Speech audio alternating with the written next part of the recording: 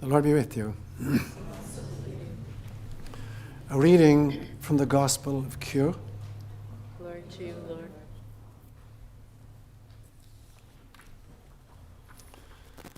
Blessed are you when people hate you, exclude you, abuse you, and denounce you on account of my name. Celebrate when that day comes and dance for joy. Your reward will be great in heaven. Remember that their ancestors treated the prophets this way. Love your enemies.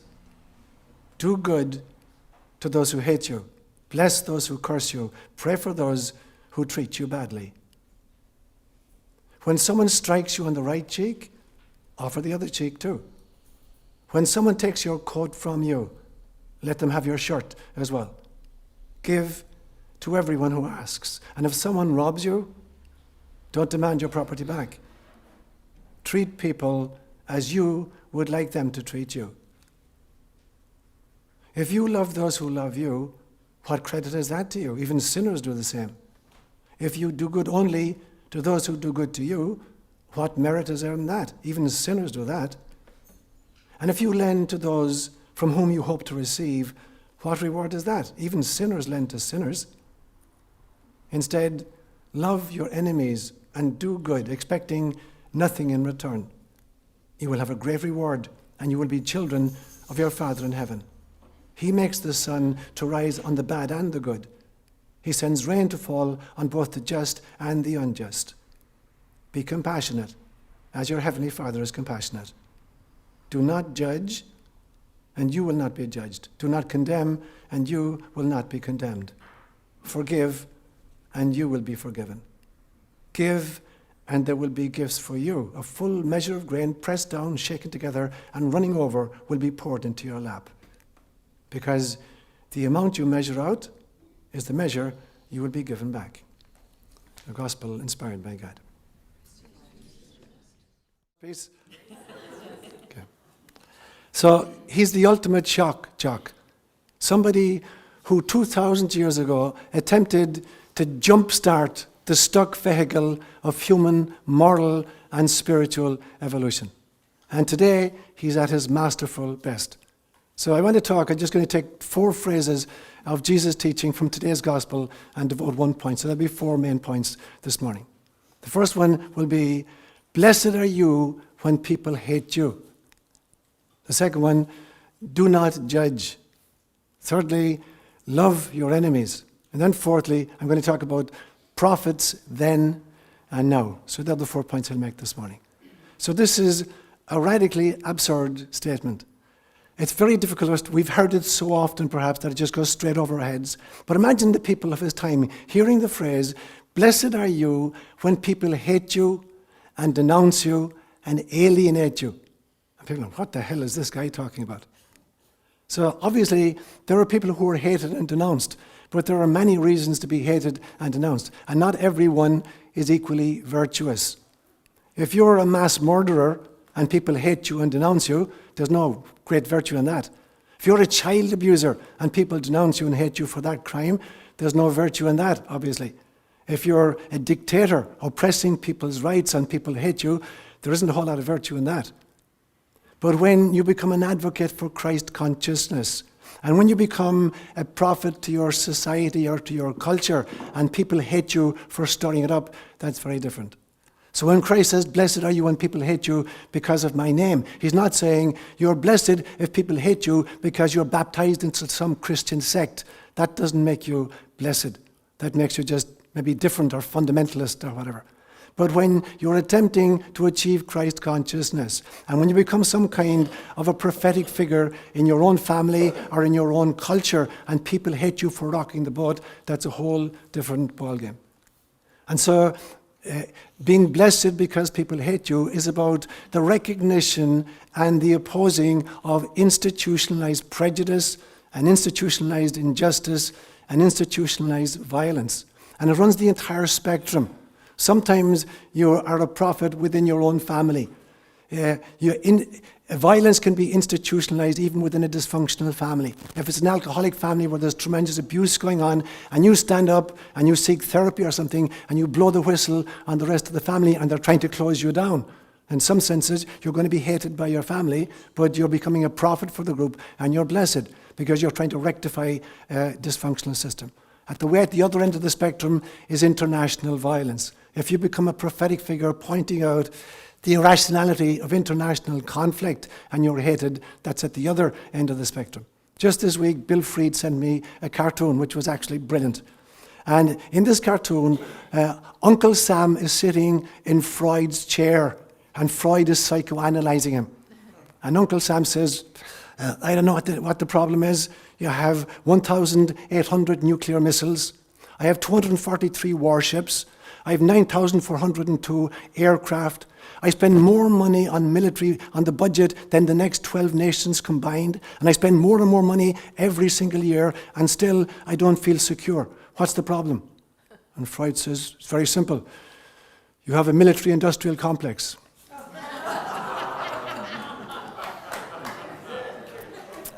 It's right on the money. It's funny, and it's right on the money. So people who oppose that kind of thinking, I'm sure the cartoonists came in for some kind of flack, but people who oppose that, they're hated by the status quo. So we have to make sure that we're hated for the correct reasons. If you're hated because you're antisocial, that's very different. If you're hated because you're trying to move society forward, that's very, very different as well. So that's the first point I make. So this strange statement of Jesus Christ, blessed are you when people hate you and despise you and denounce you and alienate you. You have to be sure that it's happening for the right reasons. The second point he makes then is, do not judge and you will not be judged. Now there's a huge difference between judging and evaluating. Judging is the ascribing of ontological value to a person or an event. It's saying, this is a bad person, or this was an unlucky event. So you're ascribing ontological value in itself to the person or to the event. And that's not permissible. What is permissible is to be able to respond. So to evaluate what is the appropriate response to any kind of a situation. So judgment is very, very, very different. So we have to be careful of two kinds of judgment, it seems to me. Judging the past and judging the enemies of the present. So let me just go back for a little bit to understand this. So sometimes, very self-righteously, we look at the past and we begin to think we're great fellows. We're very, very different from our forefathers who practiced particular kinds of things.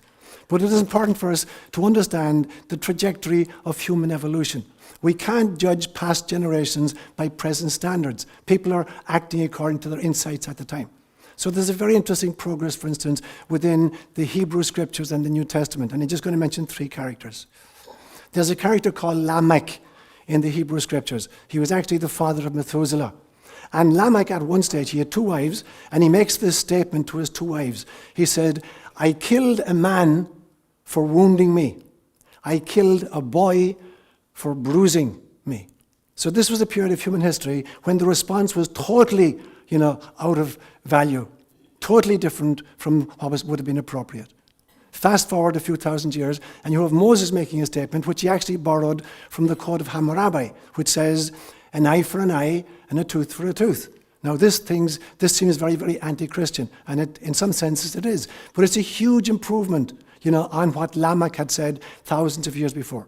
It's saying the punishment has to be commensurate with the crime. So Moses had moved things on very, very significantly. And then comes Jesus 1,250 years after Moses, and he's got a totally different response. He says, love your enemies. Instead of an eye for an eye and a tooth for a tooth, love your enemies and feed them if they're hungry, or give them drink if they're thirsty. It's a totally different response. So we have to be very, very sure that when we judge past generations, that we're not judging them by present standards after thousands of years of moral evolution. Now, the problem, of course, is we've only evolved in some ways. So I put it to you, you look at those three ways of doing things.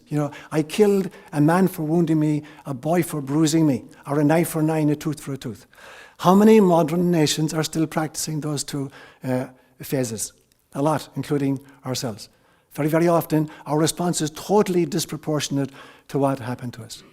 We have to be careful then that when we start judging our contemporaries and our enemies, that we're not being hypocritically self-righteous.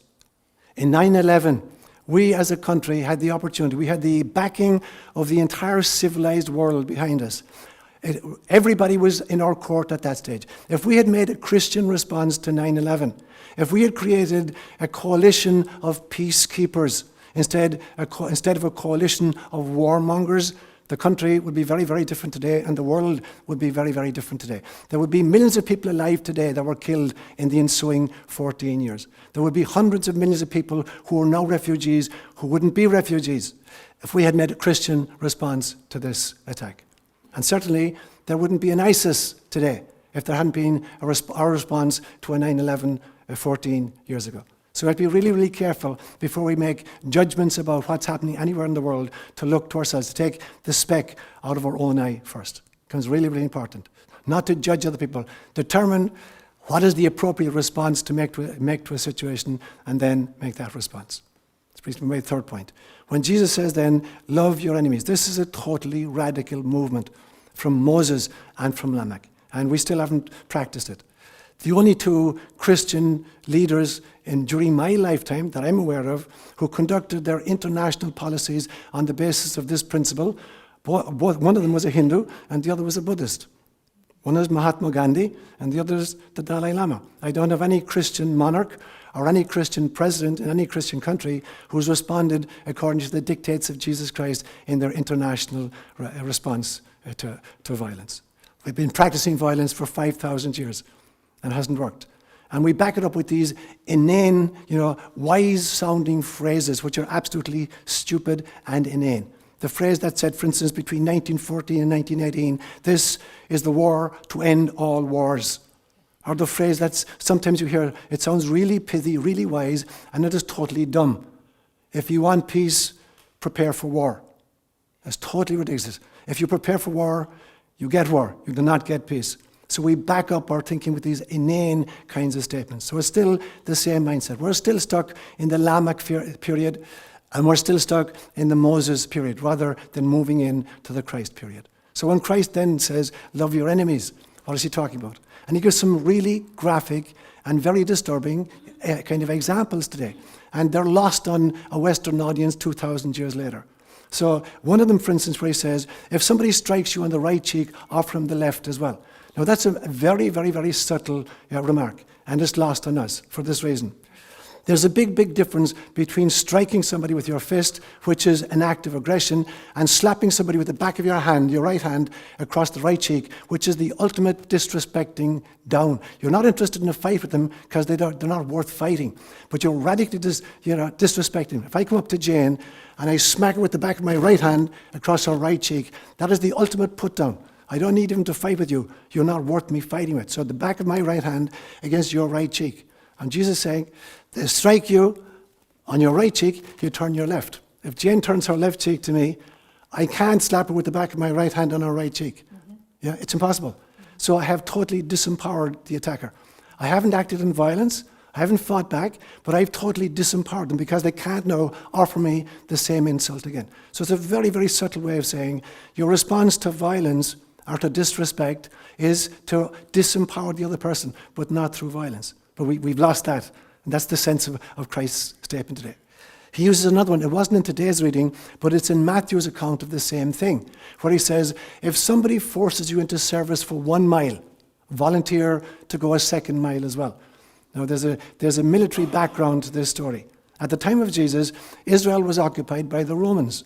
And there was law on the statute books that a Roman soldier who's tired and he's carrying his knapsack with all his stuff in his back, and he comes across George on the road. Now, George can be going in the opposite direction, doesn't matter a damn. I can force George to carry my knapsack for 1 mile of the road. That was the law at the time. And Christ is saying, if the Roman soldier meets you and forced you to carry his bag 1 mile, volunteer to go a 2nd mile. Now, you can imagine he would be regarded as a collaborator. Oh my God, you're indulging the occupiers. What Christ is saying is, if you respond, to anybody, even the violent oppressor, if you respond to them with violence, you're going to get violence in your own heart. If you respond with love, you're going to create love. So again and again and again, he's offering these really, really subtle reminders that there are practical ways of loving people. And of course, obviously, the greatest way of loving your enemy is forgiveness. And again, we misunderstand forgiveness. Forgiveness is not about the excusing of, or the condoning of violence perpetrated on ourselves or others. Rather, it is about coming into alignment with our own soul so that we can operate from a soul level and recognize the soul of somebody else, even the enemy figure.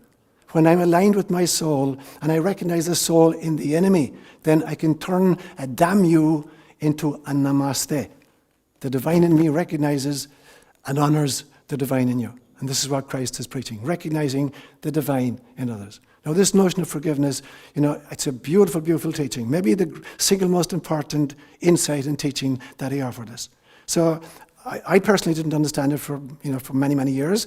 As a small child growing up in Ireland, I learned, for instance, the Our Father in Gaelic. And then when I went to school, I learned it in English.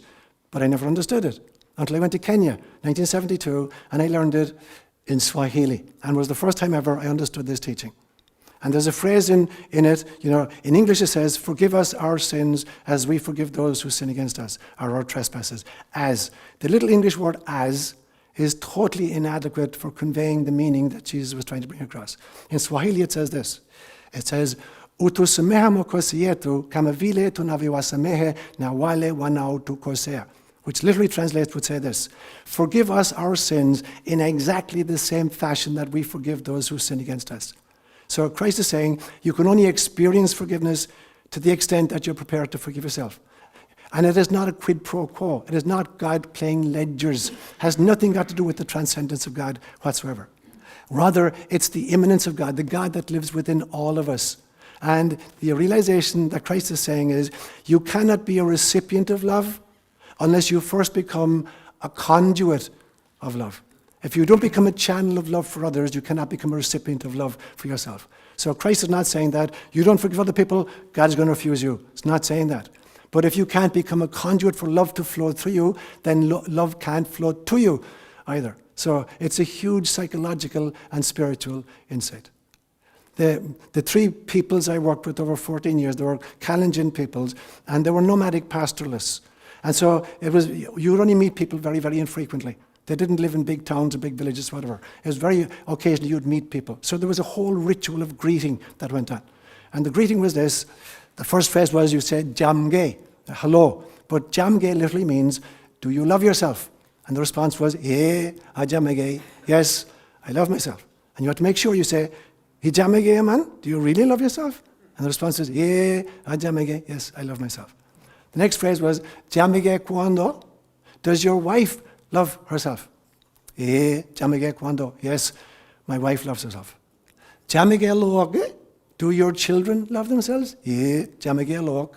And because they're nomadic pastoralists, the final phrase was, Jamege tora? Do your cattle love themselves? The response was, Jamege tora? Yes, my cattle love themselves. Now in that language, the word for forgiveness was nyoiwangat, which literally says, come and greet me. So forgiveness is about come and greet me. Come and ask me, do I love myself? Come and ask me, does my wife love herself? Come and ask me, do my kids love themselves? Come and ask me, do my cattle love themselves? That's a very different notion from the Western idea of a kind of disgruntledly say, okay, I'll forgive you, but don't do it again. That's very, very different. In this other model, I'm really interested in your welfare and how things are with you. So when I was living in Kenya, I would use this image also of when the women in the marketplace were measuring out what they were selling. They used what was called a debe. And a debe was an old petrol can or gasoline can. And it was about 18 inches high, and it was a square about this height, and it contained typically 20 litres of petrol or gasoline. But they would clean it out, and they would use it as a measuring device. And there was a big difference between the women who were selling grain and the women who were selling potatoes. The women who were selling grain would use this debe, and they would heap it up just like Jesus said today, pack it with grains, and create a little hilltop, a little pyramid on the top of it. So if you put a single more grain, there'd be a cascade. And that's how they sold the grain. But when the women were selling potatoes, they used what was called a crushed debe. They would beat in the sides and beat up the bottom, and then they'd put the spuds into that.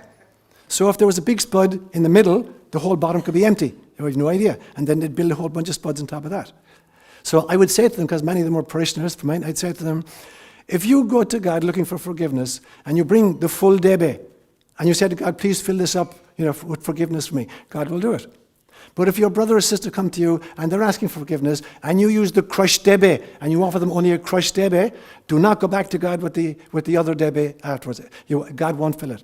Not because God is playing hard to get or quid pro quo, but because you haven't become a conduit for forgiveness and love, and therefore you can't be a recipient of forgiveness or love. So it becomes very, very important that we walk the talk. That by coming into alignment with our core self, our soul self, we recognize the soul self in others. And then an enemy becomes a sister or a brother. An enemy becomes a person whom you win over, not through violence or oppression, but by love and meeting whatever needs they have. Which brings me to my fourth point. Prophets then and prophets now. So we have a great proverb in my language, in Gaelic, which says, "Is fada o vala a lauren and pilibin miug." 'Tis a long way from home that the plover sings. And the plover is a bird that doesn't build a nest. It nests in the ground in high grass. So it's very, very vulnerable. And so if you stumble, you're coming near a plover's nest and the plover hears you, it leaves the nest and it pretends it has a broken wing. It stretches out one wing and it hobbles along the ground. And you run after it, of course, thinking you're going to catch it. And when it gets you about 50 meters away from the nest, it flies into the sky and it sings. And so we say, "Is fada o vala a lauren and pilibin miug." There's a long way from home that the plover sings. And we use it in the context of somebody emigrates from Ireland and goes to England. And when he's in England, where nobody knows who he is or who his family is, he begins to make all kinds of boasts. Back home, we're a very, very well-taught family. My father is the Lord Mayor of the city, and we're very, very rich. And my mother is the most beautiful woman in Ireland. She was Miss Universe in 1946, or you can make all these kinds of claims. Nobody knows you, So it's fada o vala a lauren pilibin miug. There's a long way from home that the plover sings. So, you can pretend to be great someplace else where you're not known, but you can't do it at home. And so Jesus made the complaint, we had it in last Friday's gospel. A prophet is accepted everywhere except in his own home and in his own country. And certainly that's true of him. When you look at the ministry of Jesus, and if you don't read the gospels carefully, you miss this whole point. In Mark's gospel, in chapter 3, verse 21 of Mark's gospel, when Jesus had begun his public ministry, we are told his family came to take him by force because they thought he had gone mad. He'd flipped his lid. This nice Jewish boy, a carpenter, was pretending to be a rabbi, and they went to grab him before he made a fool of the family. And he refused to see them. So they come back 10 verses later, Mark chapter 3, verse 31, and they have his mother with them. And they send in a message. There's a whole crowd gathered around the house he's teaching, and they send in a message, "Your mother and your brothers and sisters are outside and they want to talk to you." And Jesus says, "Who is my mother and my brothers and my sisters? My mother and my brothers and my sisters are those who hear the word of God and keep it." And so his own family didn't believe him. There's a great, in chapter 7 of John's Gospel, his brothers are going down to Jerusalem for a big feast. Twice a year, Jewish males of 12 years and older had to go to Jerusalem for 2 big feasts. So they're on the way to Jerusalem, and they're taunting Jesus. They're saying, "Big boy, you're doing your shtick out in kind of the bundu. Why don't you get on to Jerusalem? If you're a real, teacher, go down and do it in Jerusalem." And according to the scriptures, Jesus says, "No, I'm not going down." But when they had gone down, he actually went down privately and then began to preach. But even then, his family didn't believe him. So his own household didn't understand who he was.